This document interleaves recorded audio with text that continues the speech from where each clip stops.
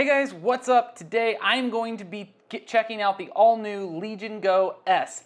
This thing is supposed to be pretty good. It's got 32 gigs of RAM, a new Z2 Go processor with an 8-inch display, 1 terabyte hard drive. I mean, it's supposed to be better than my ROG Ally X. So let's go ahead, let's see if it really is as good as the ROG Ally X, or maybe if it's not. Let's get into the video and find out.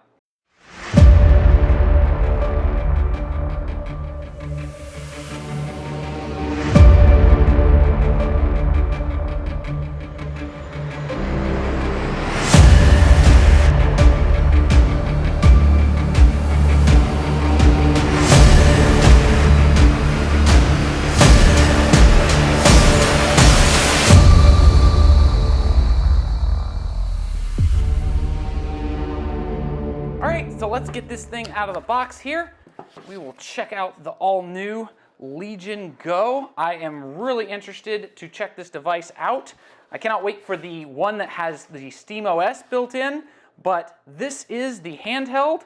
Let's go ahead and get it out of its packaging here.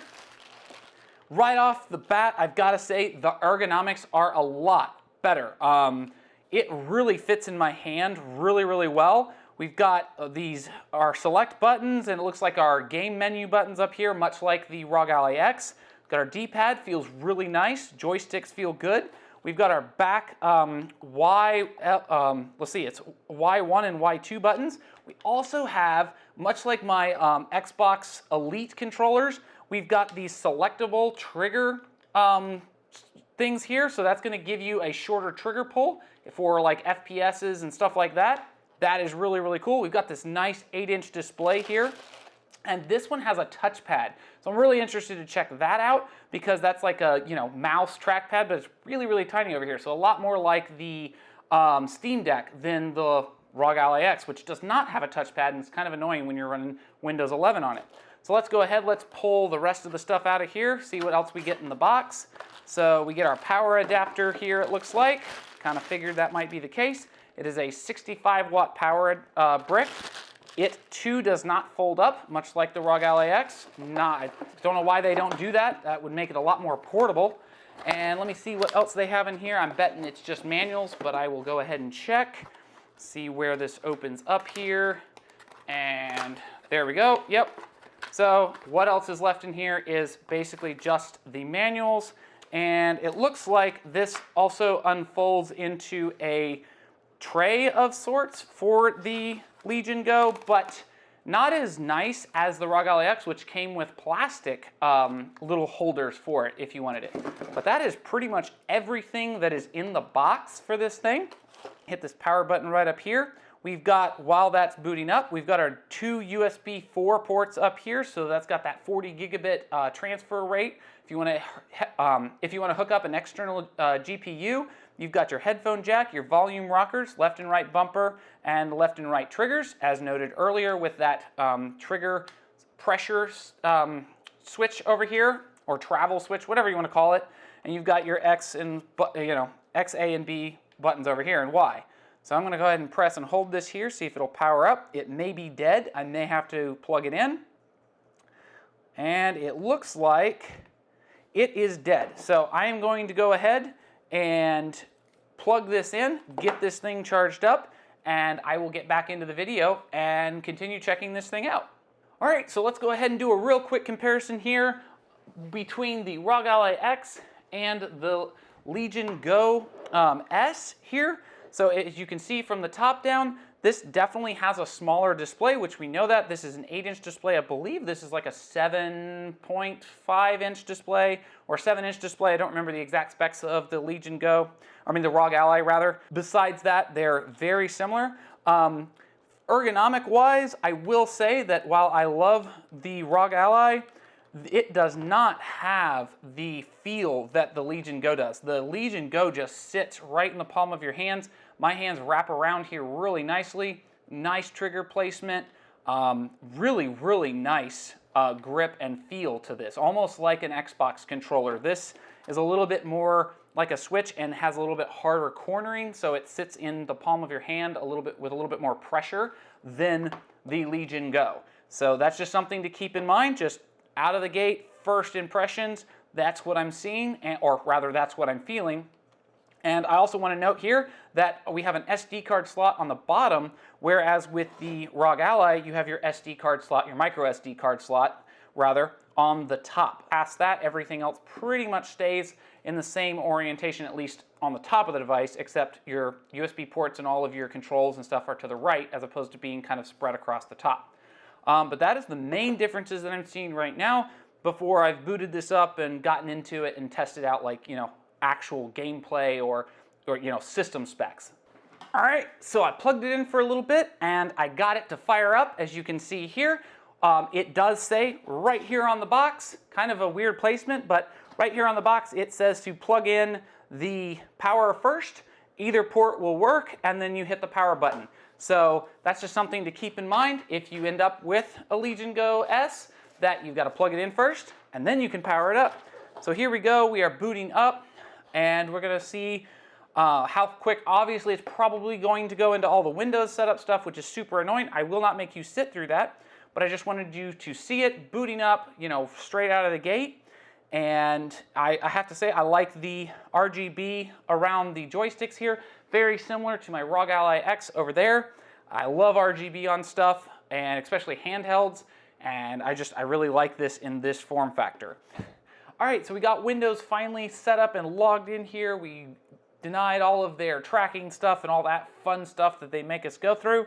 But this is the new Legion Go S. And the screen, I have to say, straight out of the gate, the screen is gorgeous. They did a really good job with this. It's a really nice screen. Let me see here. Oh, okay. That's cool. So when you use the trackpad, it actually vibrates. I wanted to see how this worked because I'm used to using the joysticks with the ROG Ally back there. And this is nice. It's a little interesting, takes some getting used to. It's not quite as fluid as, say, a trackpad on a laptop, but it's still not terrible. I don't know if you can see that, hopefully in the top down. It's a little, like, I'm going to move my finger a whole lot to get where I want to go on this. I guess I can, really punch it and get left or right, but it's definitely interesting. Let's go ahead here. It looks like, yep, so you can tap the little D-pad over here, or trackpad if you will, and that works like a single mouse press. Let's see what, okay, that closes. Let's see, double press, that doesn't do anything. Okay, oh, it actually clicks in entirely. So that's cool. Looks like it's pulling in my account data. So I've got 7 Days to Die here, Helldivers 2, lossless scaling. So that is going to be downloading that stuff from my Steam account. I don't actually see Steam in here, which is interesting. Let's go ahead and let's open up real quick. Looks like it has its own little gaming hub, much like the ROG Ally X and Armory Crate here. But instead of Armory Crate, we've got Lenovo Legion, it looks like is what they're calling it. It's taking a whole second to boot up, so we will sit here and I guess wait for that to happen. But while we're sitting here, I will go ahead and open this up. It did come with 50% battery, so that was kind of, just note that if you grab one of these. Install now. It looks like Lenovo Legion is not even installed. That is something I will say with the ROG Ally. The Armory Crate just came out of the box, like it was already there. So kind of wish that was the case here. And okay, so it's called Legion Space. Not Lenovo Legion, but whatever. So Legion Space is the equivalent to Armory Crate, and you are going to have to, obviously, as you're seeing here, have to download that. Doesn't look like it's going to take a whole lot of time.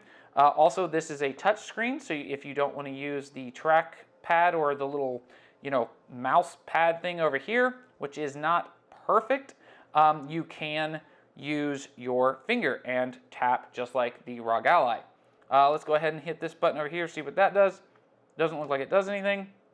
Hit this button over here. That looks like a settings button. So this looks like start and select right here. I don't know the exact naming of the buttons as I did not look them up. I just set this thing up real quick.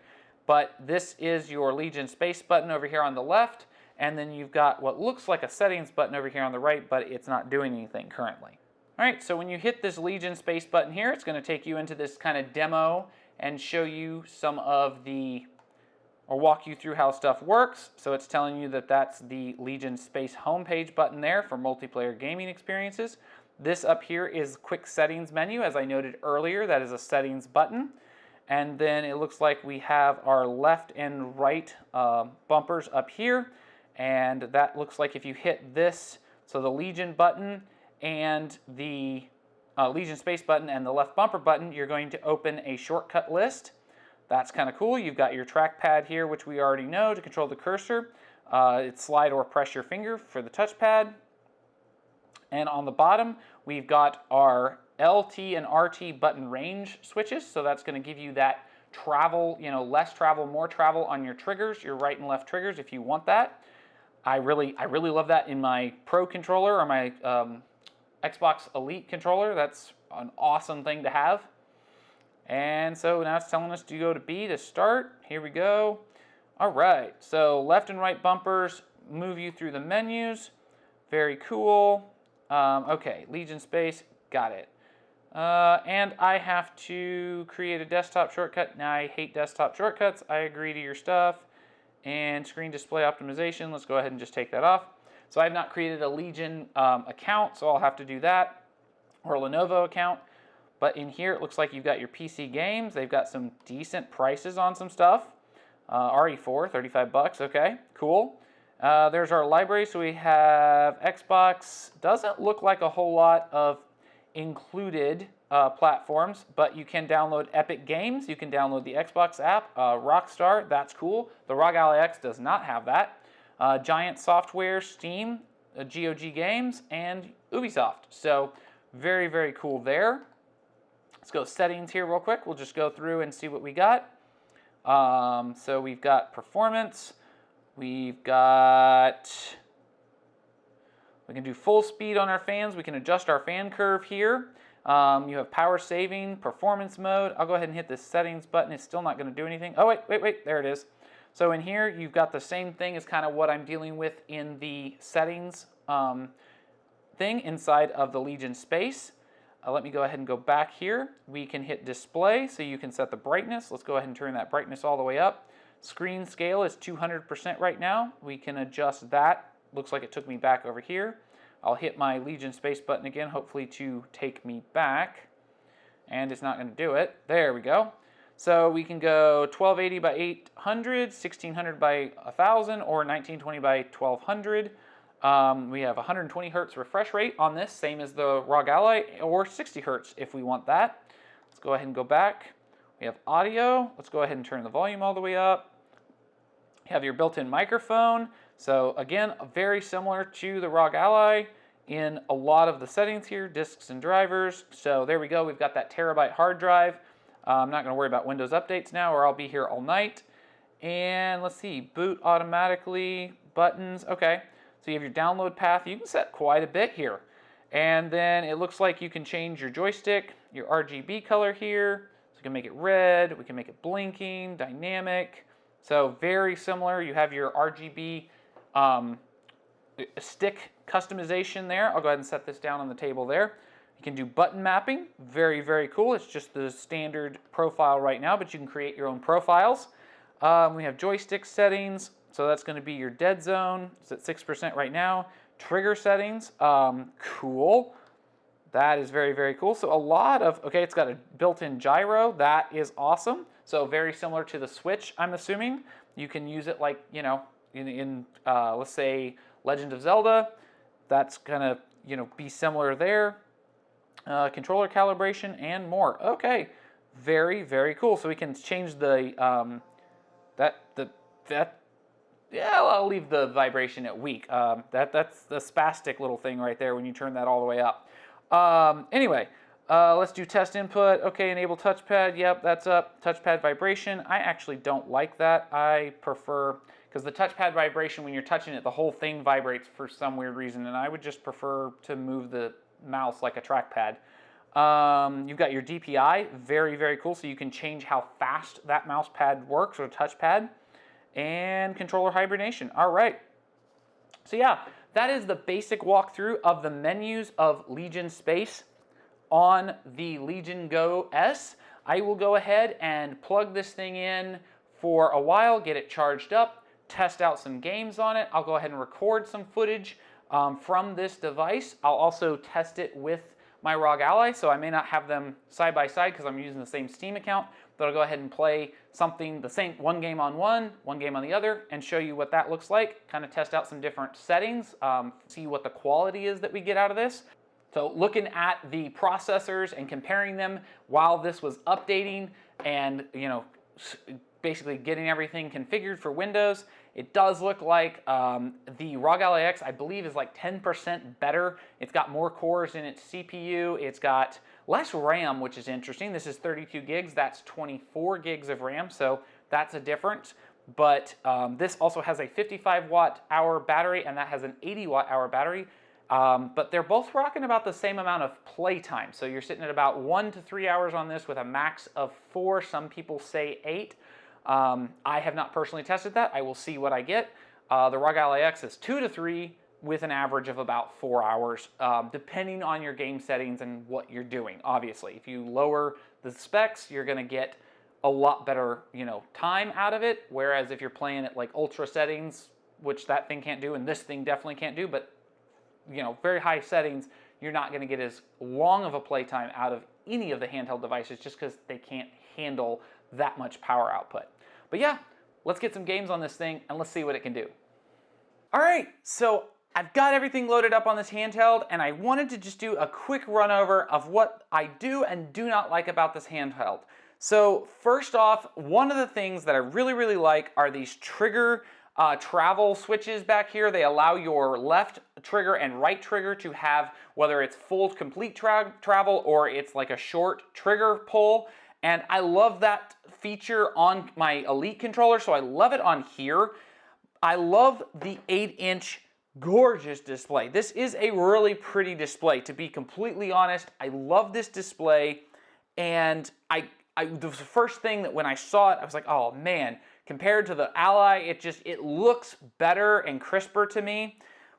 And then I really have to say, I do love the ergonomics of this handheld. Now, I have bigger hands. I gave it to my wife and let her hold the Ally X versus the Legion Go S, obviously, and she actually preferred the Ally over the Legion. So that's just something to keep in mind, is that if you have smaller hands, this may be a little bit too big for those who have smaller hands. So that pretty much wraps up, though, the things I like about this handheld. So right out of the gate, I really wanted to love it because the display, the triggers, you know, switches, the ability for that, everything about this, I was like, oh man, I was really thinking about selling my Ally X because this just was better in my book until I put games on it and started playing and comparing apples to apples, if you will. So the things that I don't like about this, I do not like this little trackpad down here that is annoying as all get out to try to use. So I have set the DPI to 400 because anything above 400 is completely unusable. I don't even know why 800 and 1200 would exist. Maybe if that works with a plugged-in mouse, but beyond that, there is no reason for this trackpad to have that high a DPI. It is nuts and not a feature I will ever, if I kept this, ever use. It's just not accurate enough. You really need to use like your index finger if you want to get precision on this you know, mouse pad, and you've got to like go over it 100 times to get where you want to go. And if you know, yank it real quick, so if you like go over it real fast, it's going to fly off the screen. It's annoying. It's not something that I recommend. I don't know why this wasn't just a little bit bigger. Even that would have been probably better, but it just doesn't function well enough to be a mouse. And that is a problem because my Ally X, when I first got it, I hated having to use my joystick. The right joystick is your mouse button, basically, or your mouse pad, your trackpad. And I didn't like it at first. And everybody said, you know, don't use Windows on a handheld. It's terrible. Get Bazite, use Steam OS, or buy a Steam Deck, you know, because it's just better. But I got so used to that when I picked this up and I went for my right joystick, and maybe I haven't dug into the menus. I've only been a couple weeks with this, and I could probably see if there's something that does that same feature, but just out of the gate, because I didn't do anything to the LAX. I unboxed it, and that's how it was set up. And it just, I miss that. It's not something that, so I'm forced to use the touch interface, which is not bad, but it's just that extra, like, icing on the cake that I really miss, and I wish that this had it.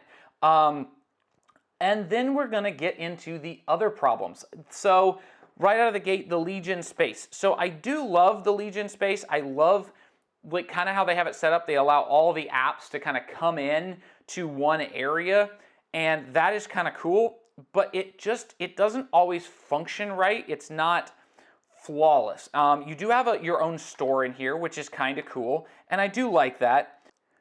All right, so in here we've got our library, and I do like their setup. Anything you fire up kind of comes into here, and you can get the LIX to do something very similar to this, but it is a nice interface, and I do like it. And I do like their performance window right here that they have. It is a nice performance window. I like being able to see the temperature and all of that, but that's just like cool things. It's cool software, but it doesn't always, and see, now it's gonna work perfectly because I'm doing a video, but I have had this where I click the button and it doesn't show up, and it now, of course, works flawlessly, but it's just not perfect, and I do wish that it was. Now, another thing is if we come into this menu here, we've got our fan speed and all of that and our performance, and right now I'm set at performance mode and quiet, so I'll do balanced here, because that way it does auto and it will kick on, and the fans do get quite loud. So it has kind of, again, that little performance monitor in here, which I do like. I like being able to see my VRAM, my RAM, GPU, CPU usage just in this menu. And you can go ahead, if you go down here, this little gear icon, you can turn on all, and that's gonna turn on basically like Afterburner type stuff, which I actually went ahead and installed Afterburner in this because I wanted to see what my FPS was and different things that I was doing. And again, I'm not gonna get deep into that. I will go ahead here and I will fire up a game in, let's go open Xbox here. So I have been mucking around with Starfield. I figured, why not give this a go? Why not see what I can get here out of Starfield and the FPS, because it's got a lot going on in the game. And so I went ahead and I have tried this on ultra settings, which is absurd. I get it. It's absurd for this little handheld. But compared to my Ally X, the difference is almost night and day, at least to me. The game runs smoother on ultra on the Ally X. It has higher FPS on the Ally X, and it just looks better. Honestly, it just really does. And that's with this display, which again, I love this display. All right, so Starfield is up here. Let's go ahead and go into settings real quick. We'll just go over. We are again running on the Ultra settings, so we will start with Ultra and drop down to low. So let me go ahead and back that out there.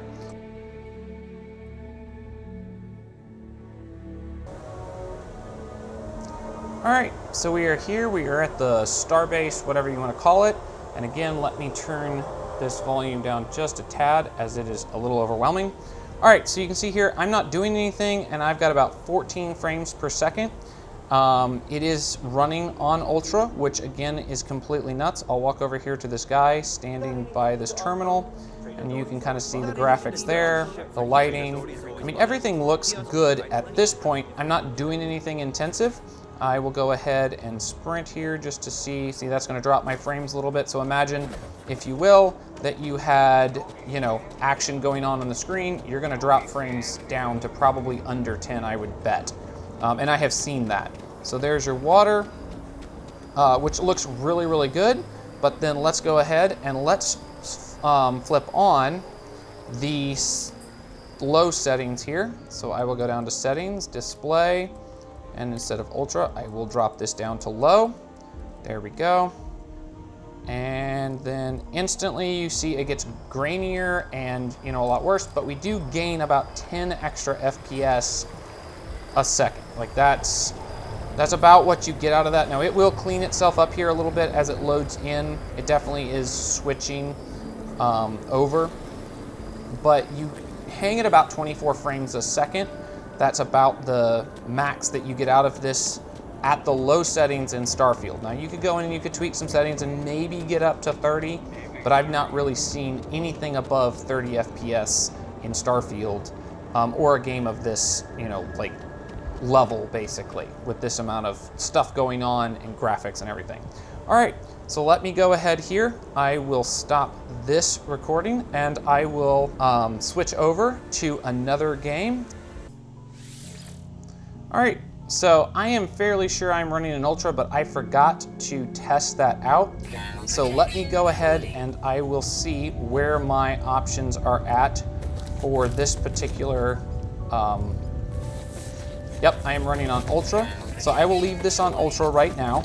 And this kind of gives you an idea of the FPS here. Now, No Man's Sky is not got quite as much going on as maybe Starfield does. But as you can see here, like I am glitching and lagging really bad. It says 28 frames a second, but okay, 5. That feels more like what I'm actually seeing here. So there's a little bit more going on. We've got some fire effects here. Now this again is Ultra. If I'm standing perfectly still, it's not bad. The game looks good. Let me go ahead here. I realize I am actually running out of life support. So I say life support, but environmental protection. So let's go ahead and let me see, where's my laser? There it is, just to show you that. If I was running around, I mean, you can see I'm cutting frames. It does say 30, which isn't terrible. So let's go ahead, and there we go. We drop back down to that 7.5. That is just really unplayable. Again, I'm running an Ultra, and I understand that's not what this handheld is at all made for. So let's go ahead and drop this down to standard. So this would be probably, actually, I just realized, there we go. All right, so I will apply this here. All right, restart required for them to take effect. So I'm gonna go ahead and I will restart this and jump cut as soon as I get this loaded back up. All right, so right off the bat, we can already see we're cresting that 40 frames per second. The game does still look good, honestly, on this handheld, but I'm still dropping down to that 30, 5, 27. I've still got some glitching going on. Now, some of that could be network related, I guess, but in all honesty, I think it's more the hardware in this handheld. It just cannot handle games very well. It really cannot. All right, well that has been my review of the Legion Go S. I have to say I cannot recommend this handheld after using it for the last couple weeks. I do like the screen, I love the ergonomics, and I love the trigger travel switches back in the back, but that is about it. Beyond that, the price tag just doesn't feel like it's giving the horsepower that I'm paying for. If I'm gonna pay nearly, I'm gonna say $800, because in reality, you're gonna put down that extra 50 bucks and get the ROG Ally X, and it's going to produce better graphics. It's gonna have better run, everything about it is better than this handheld. I would not spend, $720, $750 on this handheld when I could get the ROG Ally X for 800 bucks. It just doesn't make sense to me. If they release this at $400 with SteamOS, or maybe even $500, I would say definitely, because SteamOS is going to run a lot smoother than Windows, obviously, on this handheld and in this form factor, and the display is gorgeous. I love this 8-inch display, and I really wish the ROG Ally had it. If they upgrade the Legion Go, and launch the Legion Go 2, which is rumored to be later this year, and bring over the ergonomics from here, and then obviously we'll get the screen, and then we'll get the, maybe, hopefully they'll give us the trigger switches back here in the back. I would say that is definitely going to probably be a competitor for my ROG Ally, but beyond that, I cannot recommend this handheld, at least in its current state and with the price tag that it has. So that has been my review of the Legion Go S. I hope you enjoyed the video. If you did, leave a like, comment, subscribe, share, and we will see you in the next video.